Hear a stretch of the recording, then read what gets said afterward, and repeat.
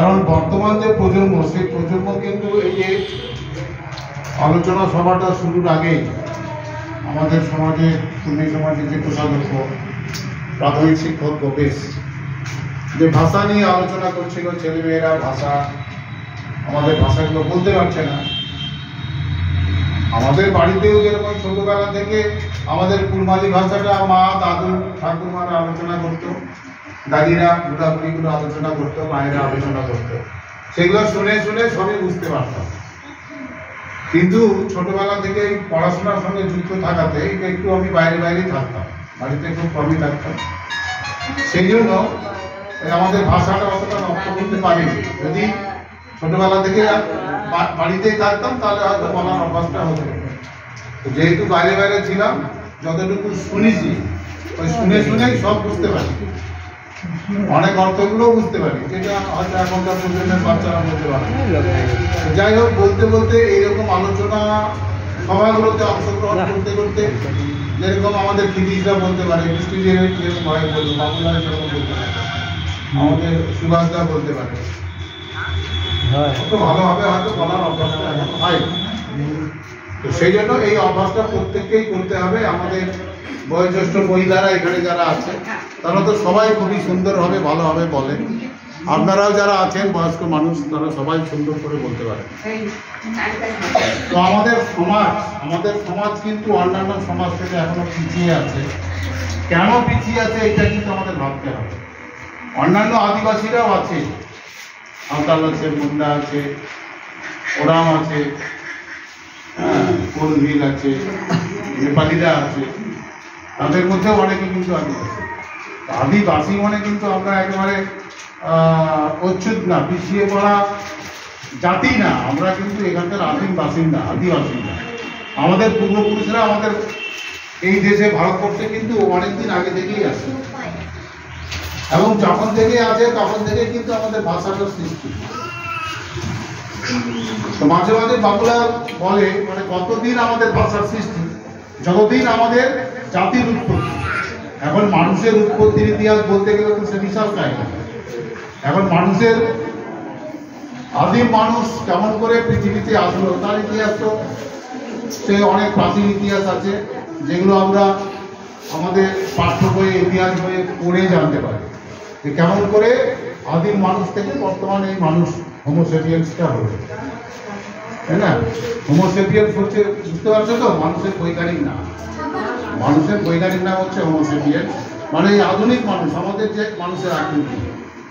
তো এখন আমাদের সমাজের, কুর্মী সমাজের আমাদের মানুষদের মানে দেখলে কিন্তু সমাজে চেনা যায় যে নিশ্চয়ই এই মহিলাটা বা এই পুরুষ মানুষটা কোনো কুর্মী ঘরের হবে।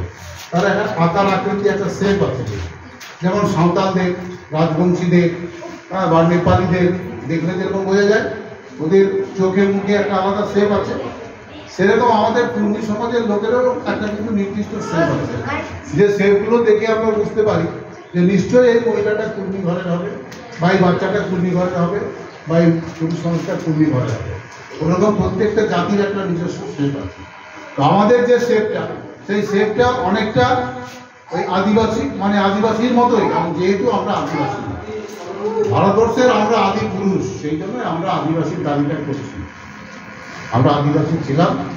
আমরা আমাদের জাতিসত্তা যারা এক সময় যে চট করে কিছু ছেলে মেয়ে আমাদের শিক্ষিত হয়ে গেছে, হঠাৎ করে তারা বলছিল আমরা চাকরি বাকরি পাচ্ছি না, সহজে চাকরি বাকরি পেতে গেলে আমাদের কি করতে হবে, যেহেতু আমরা আদিবাসীরা ছিলাম তার কিছু প্রমাণপত্র জোগাড় করে, তারা যেহেতু একটা লিস্টেড হয়ে আছে, আমাদের মাহাতো টাইটেলধারী একটা জাতি লিস্টেড হয়ে গেছে।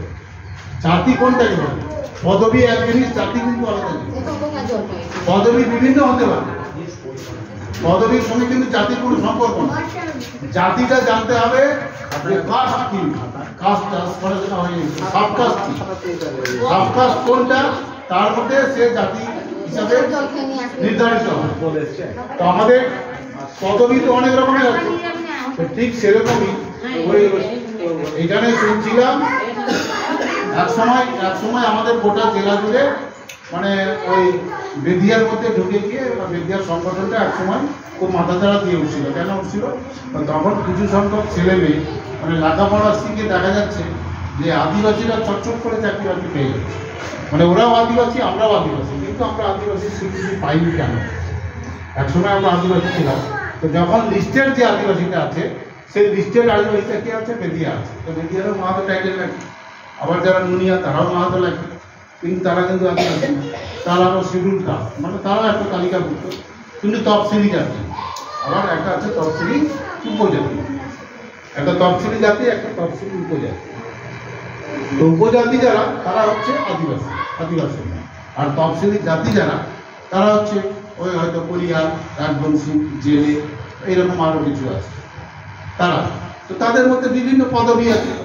এখন পদবিটা আলাদা, আর হচ্ছে ওই সাবকাস্টটা আলাদা। সাবকাস্টটা নির্ধারণ করে ওই জাতির তালিকাটা তৈরি হয়, এবং তাদের কীভাবে তৈরি হয় এগুলো অনেক ইতিহাস আছে।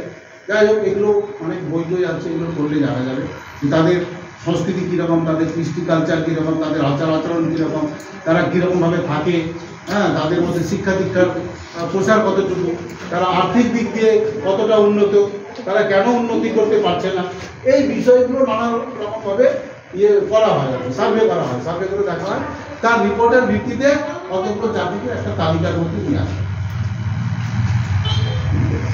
কেন নিয়ে আসা হয় তালিকার মধ্যে? এই জাতিগুলোকে এমন কিছু সুযোগ সুবিধার ব্যবস্থা সরকার থেকে করবে, যেটা সংবিধানে আছে, যে সংবিধানের অধিকারটা ডক্টর বি.আর. আম্বেদকর দিয়েছিল। সেই সাংবিধানিক অধিকারের মাধ্যমে এই তালিকাভুক্ত জাতিগুলোকে কিছু কিছু সুবিধা দেওয়া হয়। যে চাকরির ক্ষেত্রে এদের কিছু সংরক্ষণ থাকবে, পড়াশোনার ক্ষেত্রে কিছু সংরক্ষণ থাকবে, উচ্চশিক্ষার ক্ষেত্রেও সংরক্ষণ থাকবে, আর পড়াশোনার জন্য কিছু সুযোগ সুবিধা, যেটি আর্থিক সুযোগ সুবিধা দেওয়া হবে। এইরকম নানা রকম সংরক্ষণের মাধ্যমে এই জাতিগুলোকে টেনে তোলার একটা চেষ্টা করা হয় সরকারি নিয়মকানুনের মাধ্যমে, যেটা সংবিধানের মধ্যে বলা আছে। এটা একটা সাংবিধানিক অধিকার। এই সাংবিধানিক অধিকারটা থেকে আমাদেরকে কিন্তু বঞ্চিত করা হচ্ছে, আমাদের কর্মী সমাজটাকে বঞ্চিত করা হচ্ছে। সেই অধিকারটা ছিনিয়ে নেওয়ার জন্য, সেই অধিকারটা পুনরায় উদ্ধার করার জন্য কিন্তু আমাদের এই গোটা জেলা জুড়ে যে ভুলটা, যে ভ্রান্তিটা গোটা জেলার মাহাতোদের মধ্যে ঢুকে গেছিল, যে দক্ষিণ দিনাজপুর জেলায় সবাই কিন্তু বেরিয়ে, সেটা কি সম্ভব হয়েছে? হয়নি। ওই জিনিসটা প্রচার করে কিছু সংখ্যক ছেলে মেয়ে, সে যেভাবেই হোক, কিছু কাগজপত্র বের করে, সার্টিফিকেট বের করে তারা বিভিন্ন জায়গায় প্রতিষ্ঠিত চাকরি বাকরি করছে, সেদিকে আমাদের বলার কিছু না। কিন্তু আমরা চাইছি যে তুমি প্রকৃত যে জাতি, আমরা প্রকৃত যে জাতি, সেই জাতিটাকে আমাদের ধরে রাখতে হবে, বজায় রাখতে হবে, আমাদের সত্তাটাকে ঠিক রাখতে হবে। আমাদের সত্তাটা যেন একবার লুপ্ত হয়ে না যায়, বিলুপ্ত হয়ে না যায়। তো আমাদের সত্তাটাকে, আমাদের জাতিটাকে ধরে রাখতে গেলে, বিলুপ্তির হাত থেকে বাঁচাতে গেলে আমাদের কি করতে হবে? প্রথমেই আমাদের যেটা করতে হবে, আমাদের যে নিজস্ব ভাষা আছে সেই ভাষাটাকে কিন্তু আমাদের ধরে রাখতে হবে। কারণ অনেক আন্দোলনের ফলে শুধু আমাদের দক্ষিণ দিনাজপুর জেলা না, বা আমাদের এই গ্রামগুলো না, দক্ষিণ দিনাজপুরের এই সাইডটাতে কিছু আমাদের কুর্মী সংখ্যাটা একটু বেশি আছে কিছু কিছু গ্রামে। ওই মানে বাংলাদেশ বর্ডার এলাকা থেকে ধরলে সেই পিরিজপুর, শিয়ালা, এই চিংসপুর, দুর্গাপুর থেকে ওই সাইড থেকে শুরু করে এই বর্ডারে এই দিক থেকে কিছুটা আছে, ওদিকে চকচন্দন থেকে শুরু করে চকচন্দন।